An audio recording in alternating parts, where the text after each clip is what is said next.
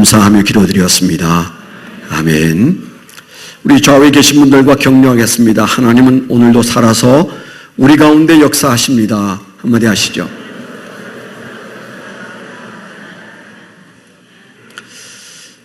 네, 5월달은 저희 교회가 이거 안 써도 되네요.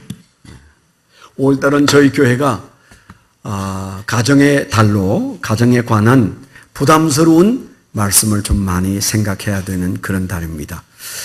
서 있는 목사나 앉아 계신 여러분이나 우리가 가정에 관한 한 그렇게 자신만만하진 못합니다.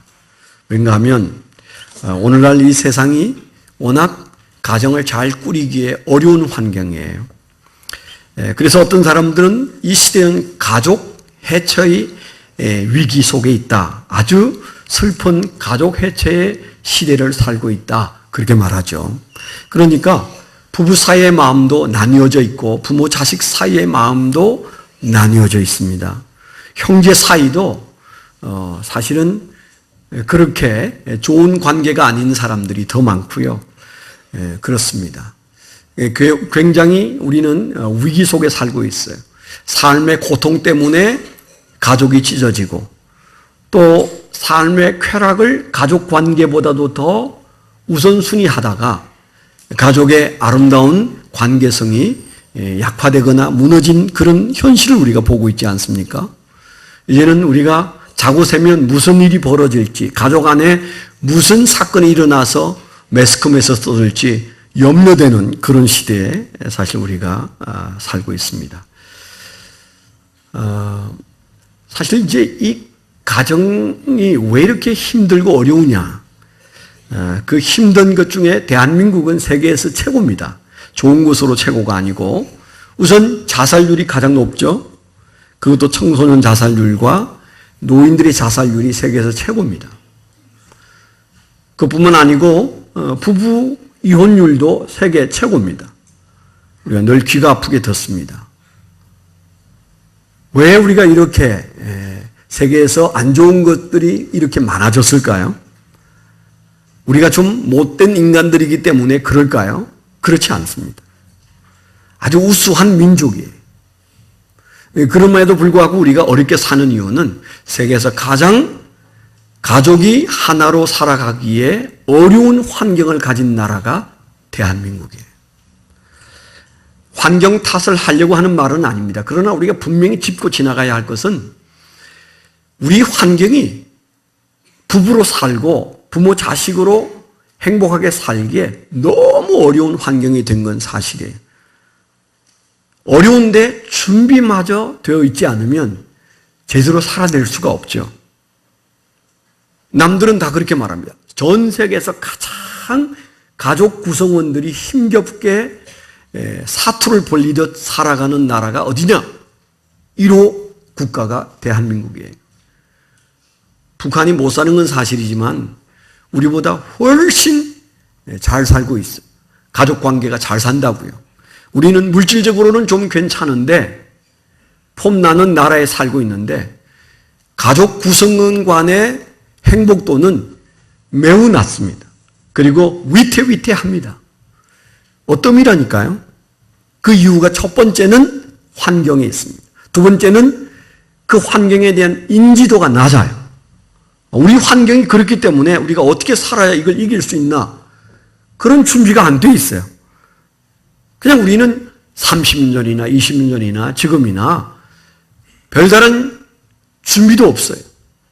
그래서 우리는 대처하지 못하고 있는 겁니다. 제가 종종 농담 삼아 하는 얘기인데 용서하십시오. 저희 부부가 사실은 사실이니까 저희가 18년째 부부싸움 안 하고 산다고 그랬잖아요. 이제 하도 많이 떠들어서 감동도 안 받습니다. 또 저 소리 이제 그렇게 생각해요. 일부 예배에 오셨던 김종수 집사님 부부가 작년에 그랬어요. 목사님, 우리 부부도 안 싸운 지 16년 됐어요. 그랬어요. 아까도 일부 예배 때 저 앞에 앉아 계시더라. 우리 교회 제가 몰라서 그렇지 저보다 더 행복하고 더 싸움질 안 하는 부부도 더 많을지도 몰라요.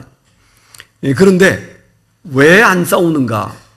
그 질문을 제 스스로에게 던져보면 제일 먼저 튀어나오는 질문이 환경이에요. 자식들 다 자라서 자기 할 짓 다 잘하고 절제 있게 살아가고 있습니다. 그리고 저희가 모시던 어머님도 천국으로 가셨습니다. 아무리 생각해도 싸울 일이 없어요. 교인들도 목사 부부를 막 괴롭히고 그러면 또 모르는데 그런 분들이 없으세요. 그래서 평안한 가운데 환경적으로 싸울 일이 없는 것, 그게 1호더라고요. 첫 번째도. 노력할 것도 없이 두 사람은 의기투합해서 살아가고 있습니다. 그러니까 제가 하고 싶은 얘기는 우리 그렇게 잘 산다는 얘기가 아니고 환경이 여러분들을 괴롭혀서 여러분이 행복하고 싶어도 부부 사이에 알콩달콩 살고 싶고 자식들하고 정말 행복하게 오손도손 살고 싶은데 잘 안 되는 가장 큰 이유는 환경에 있어요. 그럼 어쩝니까? 여러분, 환경을 어찌할 도리가 없어요. 이 대한민국이라는 환경을 우리가 어찌해 볼 도리가 없습니다. 그러면 어떻게 해야 됩니까? 아까도 말씀을 드린 대로 우리가 그런 환경에도 불구하고 견뎌낼 수 있는, 이겨낼 수 있는 맷집을 만들어내야 되고 인내가 요구되어지는데 그 훈련 안 하면 안 되는데 우리는 인지조차 못하고 산다. 심각한 거죠. 세계에서 가장 힘든 나라래 이런 생각조차 안 하고 사니까요. 그래서 제가 여러분들에게 드리고 싶은 첫 마디는 우리가 그럼에도 불구하고 견뎌낼 수 있는 방법을 찾아야 되는데 사실은 그 방법이 없는 게 아닙니다. 특별히 크리스찬에게는 굉장한 힘이 있어요. 그 너끈히 참아낼 수 있어요. 그리고 그것들을 이겨냈던 환경을 능히 이겼던 흔적들을 우리는 지니고 있습니다. 우리 앞서간 믿음의 사람들이 지금 우리의 환경 타령 그거 말도 안 될 만큼 어려운 환경 속에서도 그들은 행복했던 많은 역사적인 그런 근거를 우리가 가지고 있어요. 적어도 우리가 가족 구성원은 어떻게 되어 있습니까? 부부로 되어 있습니다. 그리고 자식과 부모로 되어 있고 그리고 부모와 자식으로 되어 있어요. 그 다음이 형제 관계라 생각하시면 돼요. 저는 에베소서 5장과 6장에서 우리에게 하고 있는 말씀이 굉장한 도전이 되는 말씀이라고 생각해요. 에베소서는 우리가 교회론이라 그렇게 말해요. 어떻게 우리가 교회를 잘 이룰 거냐 그 얘기를 하고 있습니다. 여러분의 관심이 별로 없는 그 교회론이 에베소서라고 흔히 말합니다. 그런데 그 교회를 말하는 끄트머리에 이제 종결부에 가서 5장부터 길게 얘기하고 있는 얘기가 어떤 얘기입니까? 가정 얘기하고 있어요. 가정 얘기하고 있어요. 그 가정 얘기하면서 이런 말이 나옵니다. 아까 읽었던 29절에 보면 누구든지 언제나 자기 육체를 미워하지 않고 오직 양육하여 보호하기를 그리스도께서 교회에게 함과 같이 하나니. 그리스도와 교회, 그 앞에도 남편이 아내를 사랑하는 것은 그리스도가 교회를 위하여 죽는 것처럼 사랑하라. 아내가 남편을 사랑하는 것은 그 모델이 뭐냐? 교회가 그리스도에게 순종하듯 순종하면 된다. 아내는 조금 순종하면 되고 남편은 아내를 위해서 죽을 각오로 살면 행복하다. 쉽게 말하면 그 얘기잖아요. 아멘도 안 해. 네. 할렐루야. 네. 그러니까 별로 손해볼 게 없는 여자들은 아멘 안 해도 괜찮아요. 목숨 내놓고 부부로 살아야 되는 남편들은 이게 아멘이 돼야 되는데 아멘할 마음을 안 가지고 계십니다. 오늘 할 일이 많아서 설교가 짧은데 1부 때는 제가 45분 정도 설교를 했는데 2부는 그 반토막으로 설교해야 돼서 제가 잔소리를 많이 하지 못해요. 근데 무슨 말을 하려는지는 아시잖아요. 여기 청년들도 많이 오늘 3부 예배가 없어서 청년들 와 계신데 여러분 기억하세요. 결혼을 하건 안 하건 이제 결혼을 하고 세월이 흘러서 이제 황혼이 된 인생이건 배우자 중에 한 분이 세상을 떠났건 이건 내하고 상관없다고 들으면 안 됩니다. 중요한 것은 주님이 우리에게 말씀하시는 말씀이 복잡하지도 않고 어렵지도 않아요. 여러분들이 장가 가려고 했을 때 그 아내를 바라볼 때 가졌던 그 마음 주님이 오실 때까지 그대로 가지고 있으라 그 얘기잖아요. 난 이 사람을 위해서 죽을 수도 있어. 이 마음만 가지면 그 가정은 남편의 할 돌이 끝났고 아내는 뭐예요? 그런 남편에 대하여 조금 순종하면 돼요. 순종. 조금이라고 해서 미안합니다. 죽는 것보다는 낫잖아요. 아내를 위해서 죽는 남편보다는 훨씬 쉽잖아요. 그래서 그까짓 것 죽는 남편 앞에 내가 순종 왜 못해? 아멘? 네, 그런 마음 가지면 된다고 성경에 되어 있어요. 그 관계가 어떤 관계냐? 예수와 교회의 관계와 같다. 예수는 교회를 위해서 죽었고 교회는 그 예수에게 순종하고, 그렇게 우리의 부부의 모델은 예수님과 교회라는 관계성이에요. 어디에다 비교할 거냐? 성경은 예수와 교회에다가 남편과 아내를 비교하라, 그렇게 말씀하시는 거잖아요. 그 원리로 살면 가정이 교회고 교회가 가정이 되는 축복을 누리는데, 오늘 말씀의 안배를 보면 22절부터 33절까지 부부 사이 얘기를 계속하고 있어요. 뭐 하다는 거예요? 이게 가장 중요하다는 얘기입니다. 가족이 행복해지는 데 있어서 가장 중요한 위치에 부부가 있다는 것은 다 알죠. 오늘 성경도 그 얘기를 합니다. 무려 22절부터 33절까지 11절을 할애해서 남편은 어떻게 하고 아내는 어떻게 해야 가정 꼴이 제대로 된다는 얘기를 하고 있는 겁니다. 이건 2000년 전에 하신 말씀이에요.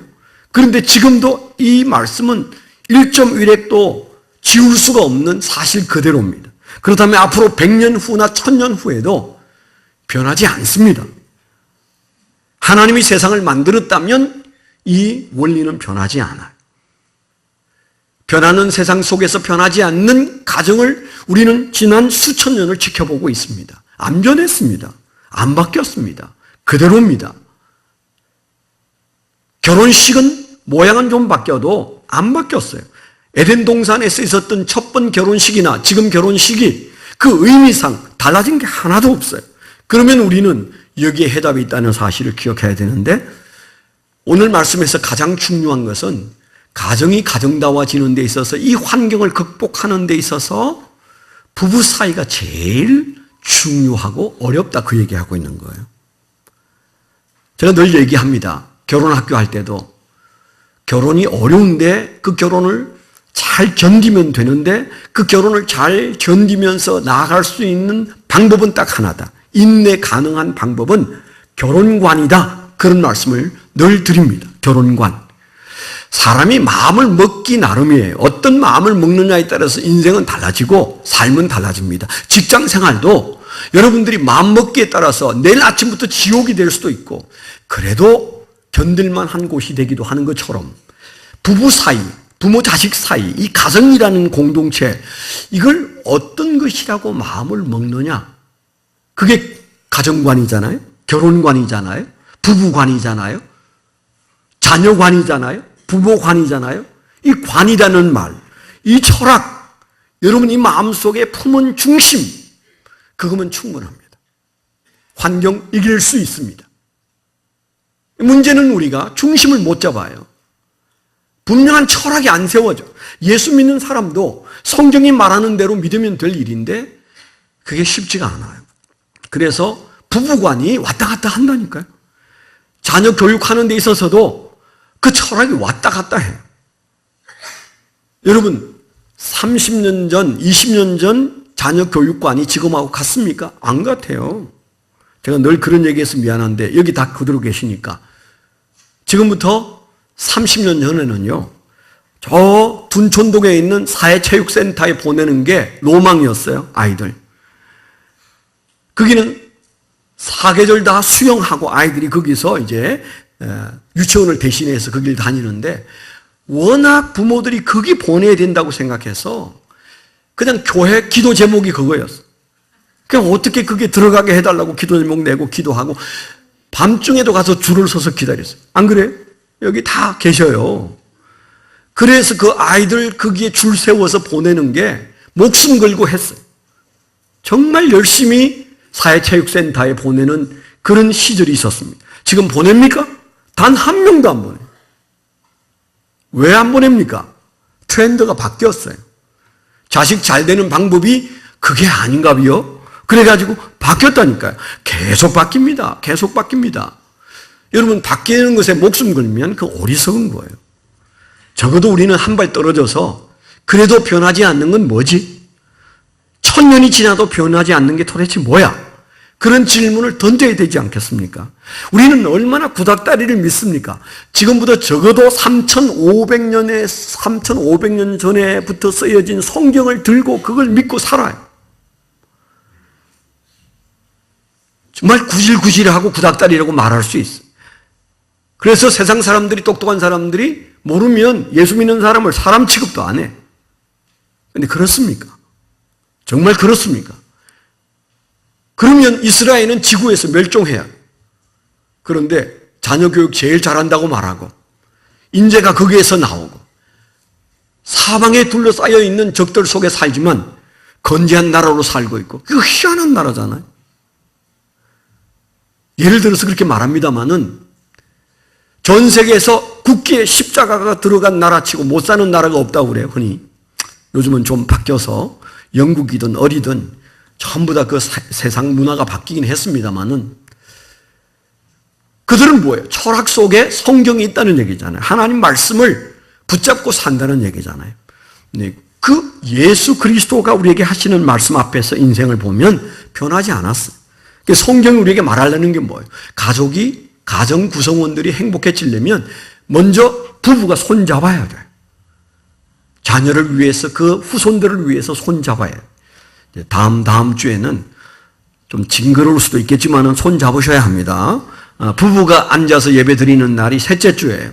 지금부터 마음 간무리 잘해서 싸우지 마요. 그래서 손 잡아도 어색하지 않도록 부부가 딱 앉아서 손 잡고 예배를 드려요. 그런데 오늘 말씀에도 그거 얘기하고 있는 겁니다. 부부가 먼저 하나가 되고 아내는 순종하고 남편은 사랑하고 그 관계성 속에서 부모 공경도 가능하고 자식 교육도 가능해지는 겁니다.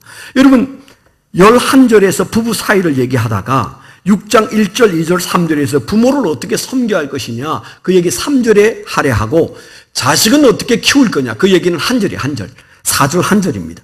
또 아비들아 너희 자녀를 노엽게 하지 말고 오직 주의 교훈과 훈계로 양육하라.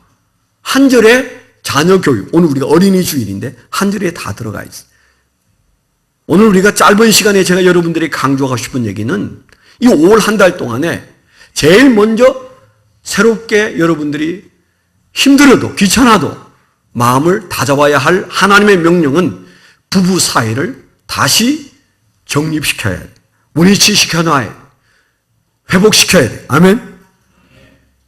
좋고 나쁘고가 아니에요. 기분은 내려놓으세요. 그거 해야 그 가정이 삽니다.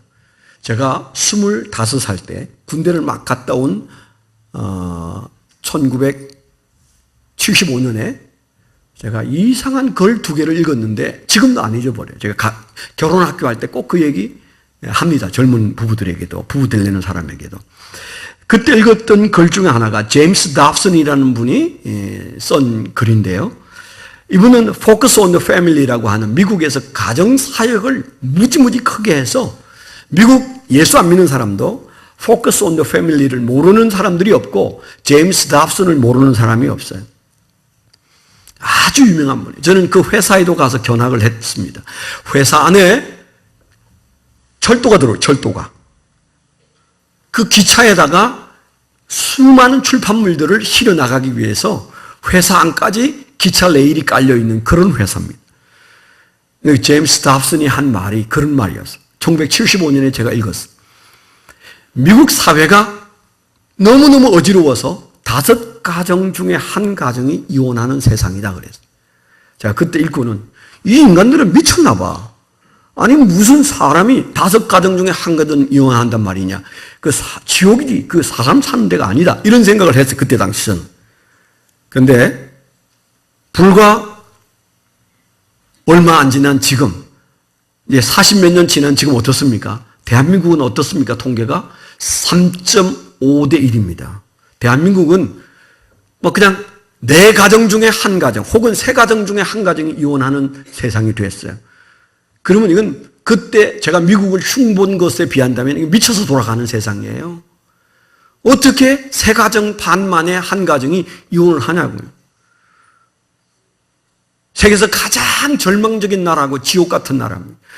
오늘은 사는데 내일 어떻게 될지 모르는 나라입니다. 직장이 망가져서 그런 게 아니에요. 가장 위험군이 어디예요? 가정이에요, 가정. 부부 사이. 그런 나라에서 우리가 살고 있어요. 그러니까 그때 제가 1975년에 그걸 읽으면서 미국을 흉봤던 제가 부끄러워. 근데 그때 그분이 쓴 글에 너무 이상한 이런 말이 있어요. 미국이 지금 현재 아마 그 글은 70년대 초나 60년대 후반부에 썼을지도 몰라요. 그게 이런 말이 있었어요.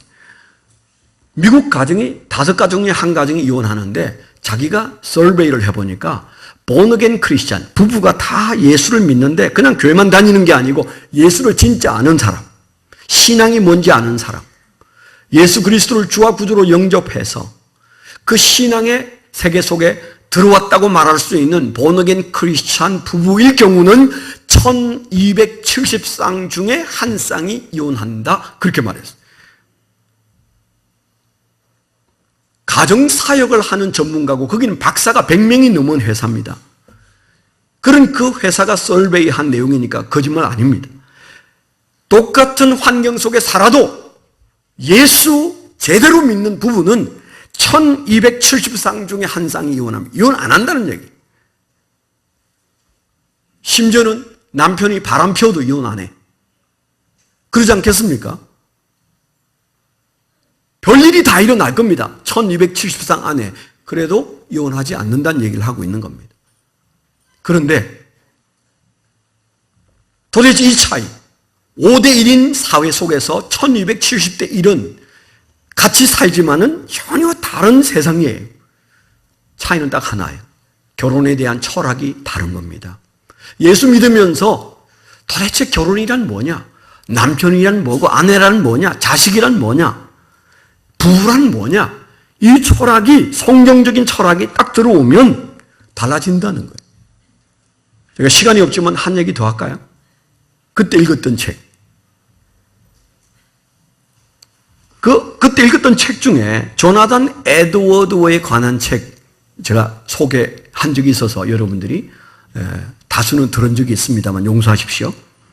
알버트 윈십이라는 사람이, 이분이 이제 학자인데 이분이 연구해서 책으로 만들어진 내용을 이제 제가 그때 읽었는데, 제가 어젯밤에 인터넷에 들어가서 이 통계를 찾으니까 세상에 1975년에 제가 읽었던 통계가 인터넷에 지금 돌아다니고 있더라고요.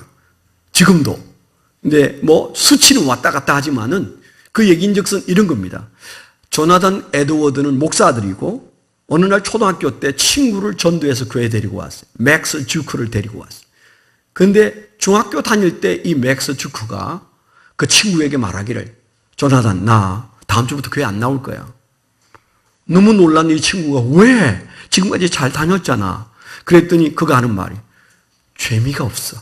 너무 재미가 없어. 그런 거예요. 여러분 자녀들도 그러죠. 나 교회 안 가. 재미없어. 다리 몽댕이를 부러뜨려 놔야 되는데 그럼 잡혀갑니다. 세상에 재미로 하는 일이 몇 가지 있다고. 신앙도 재미로 합니까? 살려고 하지. 근데 이 친구가, 맥스 주크가, 나 교회 재미없어. 얼마나 세상이 재밌는데 나 재미없어, 간도. 그리고 안 나오고 조나단 에드워드가 설포했다는 그런 내용을 자세히 윈십이 읽고는 그분이 궁금해가지고 조나단 에드워드의 후손들은 도대체 어떻게 살아왔나? 맥스 주크의 후손들은 도대체 어떻게 살아왔나? 4대가 지난 다음에 이분이 연구를 시작했다는 겁니다. 놀라운 결과가 나왔어요. 좀 너무 상징적이고 약간 허풍스럽지만은 그러나 그대로 제가 소개를 한다면 그런 내용입니다. 그게 보면 조나단 에드워드는 대학 다닐 때 사라 피오폰트라는 믿음 좋은 처녀와 결혼을 했어요. 그리고 나중에 목사가 됩니다. 미국의 대각성 운동을 일으킨 장본인이에요. 미국이 황금 찾아온 사람들 때문에 예수 찾아왔던 사람들이 그 나라를 이끌어가지 못하게 될 점, 미국엔 두 부류가 있지 않습니까? 청교도, 예수 찾아서 온 사람, 그 다음 들어온 사람이 황금을 찾아온 사람, 두 부류가 섞여 사는 요상한 나라입니다.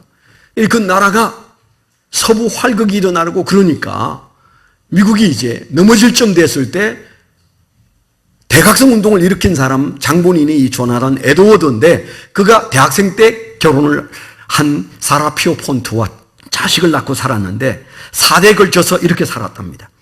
300여 명의 목사와 선교사와 신학 교수가 나와. 종교인이 300여 명. 그 다음에 120여 명의 대학 교수, 110여 명의 변호사, 30여 명의 판사, 60여 명의 작가, 14명의 대학 총장, 3명의 국회의원, 1명의 부통령.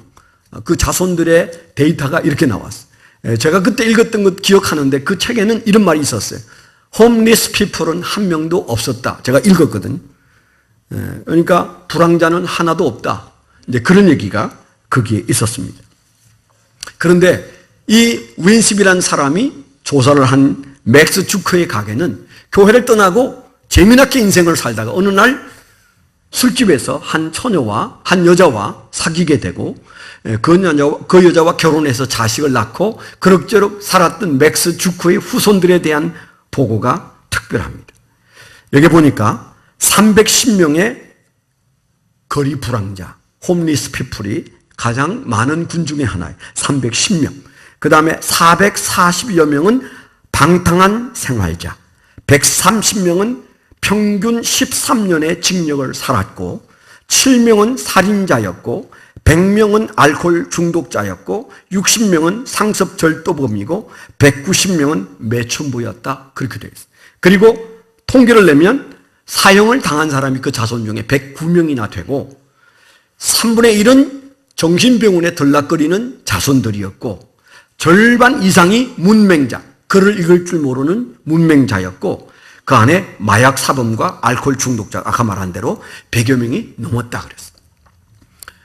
너무 상이한 두 통계잖아요. 과장된 건 있겠지만, 그러나 우리가 하나는 새겨야 합니다. 한 사람이 누구와 결혼하고 어떻게 신앙했느냐에 따라서 그 사람들이 잘 살았다가 아니에요. 그들은 각오 없는 수백 년이 지난 그 후손들에게 어떤 결과를 안겨주었는지 볼 수 있잖아요. 그러니까 우리 부부가 어떻게 사느냐는 것은 우리의 자식 일다 F1과 그 다음에 F2로 내려가면서 계속적으로 끝없는 유전처럼 자손들에게도 영향을 준다는 사실, 우리는 참 두려워해야 합니다. 그런 면에서 오늘은 우리가 어린이 주일인데 제가 짧게 설교한다고 그랬죠. 오늘 말씀에 4절에 그러면 아비는 자식을 어떻게 훈련해야 되느냐, 그런 얘기가 나옵니다. 4절에 또 아비들아 너희 자녀를 노엽게 하지 말고 오직 주의 교훈과 훈계로 양육하라. 아주 간단해요. 부부가 의기투합하면 자식 교육은 크게 문제가 되지 않는다, 그런 얘기고요. 여기에 아주 그 묘한 말, 자녀 교육에 관하여 누구를 향하여 외치고 있습니까? 아비들아 그랬어. 우리 한국이 위험합니다. 왜 그렇습니까? 돈 벌어오는 일에 혈안이 돼가지고 열심히 돈 벌어오면 그 다음에 모든 나머지는 자식 교육과 이사 가는 것까지 그냥 주소 들고 찾아온다니까요. 예? 남편들이 하는 일이 내가 나가서 열심히 돈 버는데 뭘 더 하라고 하냐, 이런 생각을 가지고 있다면 성경적인 남편 아닙니다. 자녀 교육은 누가 해야 된다고 성경이 되어 있습니까? 남편들이 한다고 되어 있어요. 아비들이 한다고 되어 있어요. 그러면 그때는 살기가 괜찮아서 그랬을까요? 남편들이 덜 바빠서 그랬을까요? 아니요. 우리는 한 달 벌면 그냥 아껴 살면 1년 살 수 있습니다. 한 달 여러분 직장에서 받은 월급 가지고 쌀 사다 놓으면 1년 먹어요. 저 목사는 참 이상한 사람이에요. 아니 사람이 밥만 먹고 사냐 그런 얘기 하겠는데, 아니 제가 어렸을 때는 밥만 먹고 살았으니까. 그때는 쌀 아니어도 좋아요. 보리라도 있으면 부자야. 너무 갑자기 잘 살아가지고 여러분들이 잘 모르는 모양인데 밥만 먹어도 삽니다. 지구의 3분의 1은 현재 밥도 못 먹어요. 뭐 그게 비해서 미안하지만은 우리가 기억해야 할 것은 가정교육은, 자녀교육은 가정의 제사장은 아버지입니다. 아내한테 내가 나가서 열심히 일하는 동안에 겨우 이 정도밖에 자식 공부 못 시켰냐, 그따위 소리 하지 마세요. 성경적이지 않습니다. 그런 말 하려면 예수 믿지 말아요. 성경 들고 살면서 어떻게 성경에 없는 말을 하냐고요. 좋은 대학에 들어가고 못 들어가고 하는 것은 아내 책임이 아니에요. 남편 책임입니다. 오늘 교육은 남편이 하는 것이라고 돼 있잖아요. 아비들아. 그런데 뭐 하라고 그랬어요? 너희 자녀를 제일 먼저 세 가지입니다. 자녀를 성질나게 하지 마. 아비가 정말 조심해야 될 것 첫 번째는, 자녀를 망치는 첫 번째는 자식을 성질나게 하는 겁니다. 애비가 저거 아닌데, 진리의 눈으로 봤을 때 인생 저렇게 살면 안 되는데, 여러분 그 자식 망칩니다. 그 자식이 아버지가 잘못 사는 것 보고 똑바로 살 수 있을까요? 상담학자들은 절대 거기에 동의하지 않습니다. 아버지가 알코올 중독자면 자식이 알코올 중독자가 될 확률이 68%예요. 네. 한 분만 은혜 받습니다. 그러니까요. 이게 우리가 간단한 일이 아니에요. 우리가 인생을 살아가는 데 있어서 아버지가 자식들을 키우는데, 아버지는 자녀를 뭐 해야 돼요?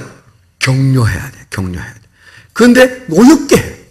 그러면 그 자식이 성장 과정에서 바로 자랄 수가 없어. 어쩔 수 없이 아내는 남편을 바라보고 자식은 아비를 쳐다보고 살게 돼 있어요. 가르칠 게 없다고요? 아닙니다. 다 배웁니다. 엄마한테 배우는 거 아니에요. 엄마가 떠들어도 아버지에게 배웁니다. 말없이 있어도 아버지를 배웁니다. 아버지는 그런 존재입니다. 아버지는 자식에게는 우상입니다. 너무 빛나는 존재입니다. 그래서 그 아버지를 배우게 되어 있는 자식에게 아버지가 노엽게 하면 그 자식은 기가 꺾이게 되어 있어요. 병들게 되어 있어요. 그래서 우리가 노엽게 하지 말라는 말씀이 상담학자가 한 말이 아니에요. 하나님이 하셨어요. 성경 우리에게 말하는 거예요. 노엽게 한다는 말은 뭐예요? 우리의 불합리한 것과 비신앙적인 것으로 우기고 욱박지르고 야단쳐서 그 아이의 마음속에 그게 상처가 되게 해서는 안 된다는 것. 노엽게 하는 것, 이거 우리가 굉장히 조심해야 할 일이고, 두 번째가 뭐예요? 훈련하고, 세 번째가 뭐예요? 훈계하고. 시간이 많지 않습니다. 훈련하고 훈계하는 이 두 가지가 정말 우리에게 있어야 해요. 제가 여러 얘기보다도 제가 예를 하나 들 텐데요. 책을 한 권 가져왔어요. 제가 우리 교인들이 사춘기 자녀들 때문에 고민을 많이 해서 제가 한 권 두 권 사춘기에 관한 책을 사 모았는데 엄청 많더라고요. 제가 이제 다 뽑아가지고 책상에 쌓았는데 엄청 많더라고요. 그 중에 하나가 사춘기 쇼크라는 책인데, 이창욱이라는 분이 쓰신 책이에요. 두꺼운 책이라 권하기는 좀 그런데 여러분 관심이 있으면 한번 읽어보시면 좋아요. 이분이 그 타이틀에 이렇게 썼어요. 부모는 이해 못하고, 부모는 이해 못하고, 아이는 설명 못하는 소리 없는 전쟁. 사춘기의 삶이 부모는 이해 못하고 아이는 설명 못하는 소리 없는 전쟁이 벌어지고 있다. 그렇게 말하면서 그 중에 보면 부모가, 자식이, 사춘기의 자녀가 고민하는 8가지 유형이 있다 그랬어요. 우리가 다 아는 얘기. 첫 번째는 성적과 공부 때문에 고민한다, 그들은. 두 번째, 그들은 꿈과 진로와 그리고 미래에 대한 고민이 있다. 세 번째는 무기력감과 우울증 때문에 시달린다고 그랬어요. 그 다음에 네 번째는 부모와 가족 관계 갈등을 느끼고 있다. 다섯 번째는 친구와 교우 관계 갈등을 느끼고 있다. 여섯 번째는 사랑과 이성 교제 때문에 갈등하고 있다. 일곱 번째는 건강이나 외모 때문에 신경 엄청 쓰고 갈등하고 있다. 여덟 번째는 그 사춘기의 자녀들도, 티네이저도 돈과 경제력에 엄청 스트레스 받는다고 그랬어요. 네. 그 경제력이라는 게 별거 아니에요. 부모의 경제력을 빤히 들여다보고 있다는 거죠. 그래서 스트레스를 9가지를, 8가지를 받고 있는데, 그런데 그 다음 장에 가면 수많은 고민의 뿌리는 그러나 단 하나다. 그래서 8가지나 되는 고민을 끌어안고 살아가니까 옥상에 올라가서 뛰어내리고 싶고, 집을 뛰쳐나가고 싶고, 그냥 인생 망가뜨리고 싶고, 그렇게 사는 그 자녀들이 8가지 고민을 끌어안고 살아갑니다. 여러분의 고민은 몇 가지입니까? 8가지 안 됩니다. 이 많은 고민을 끌어안고 사는 불쌍한 우리 자녀들이, 사실은 이 저자가 하고 싶은 얘기가 그 다음 장에 있어요. 수많은 고민의 뿌리는 그러나 단 하나더라. 이분이 쓴 책의 표지에 나는 2만 명을 상담했다고 그래요. 2만 명. 그런데 2만 명을 상담한 결론에 있어서 그 많은 사춘기 자녀의 고민의 뿌리를 찾아가니까 하나더라. 그 뿌리의 고민은 딱 하나인데 그게 뭐냐? 가정이더라. 더 정확하게 말하면 부모더라 그랬어. 부모는 동의하기 어려워도 그 아이의 사춘기의 갈등과 고민은 그 뿌리가 뭐예요? 부모다. 그 얘기를 이 저자가 하고 있어요. 부모가 뭘 특별히 잘못해서 그렇다 뭐 그런 얘기는 아니겠지만은 부모가 이 고민 앞에 아무 생각 없이 살고 그리고 그 고민 앞에 우리가 길을 터주지 않고 이걸 우리가 상담학적으로 라이프 매핑이라고 그래요. 그 아이의 길을 미리 터주지 않으면 넘어지고 자빠져서 그가 오만 상처를 다 입으면서 그가 이제 정신을 차려서 사춘기를 빠져나올 쯤 되면 인생에 대한 회의가 와 있어. 이건 아니잖아요. 그렇게 살게 해서는 안 되잖아요. 그래서 성경은 우리에게 분명히 말하기를 노엽게 하지 말고 그 다음에 훈련하고 있는지 생각하세요. 훈련하고 그 다음에 뭐예요? 훈계도 해야 된다. 야단도 쳐야 된다. 그런데 우리가 중요한 것은 하나님은 뭐 한다고 그랬어요? 7대3이라고 그랬어요. 하나님은 격려가 7이고 그 다음에 훈계가 3이세요.